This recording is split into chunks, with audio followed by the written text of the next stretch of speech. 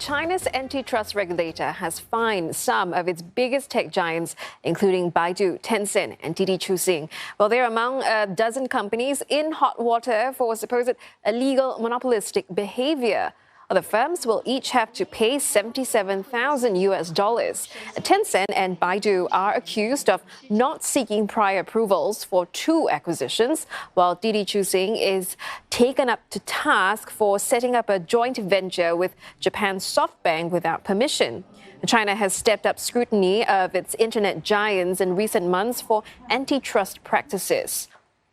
At the same time, Beijing has denied that it was planning to hit e-commerce giant Alibaba with an almost $1 billion fine for allegedly flouting monopoly rules. The regulator in charge of the case says there is no truth to the story.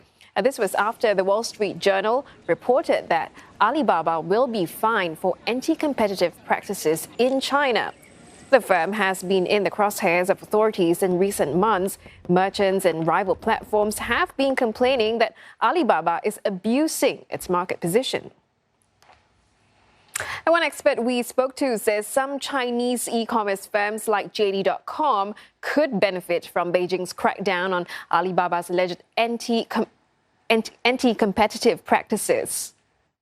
I actually think the tightening rules are going to help JD and Pinduoduo because, I love Jack Ma, I love Alibaba, but they really became a monopoly. And it became very unfair because a lot of our customers, a lot of my clients, big multi-brands, would be told by Alibaba, if you sell on JD, we're going to penalize you when you try to sell on Alibaba's ecosystem like Tmall or Taobao.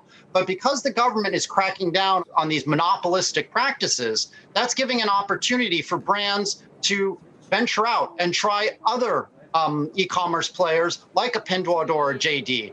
And right now, luxury sales account for about $31.9 billion worth of sales on JD. So JD has always been sort of positioned as the trusted, legitimate, non-counterfeit product e-commerce player. And that's why you're seeing so many are starting to sell their luxury items on JD. The anti-monopoly law is actually going to help brands and other players. It'll certainly hurt Alibaba in the next 3 to 6 months.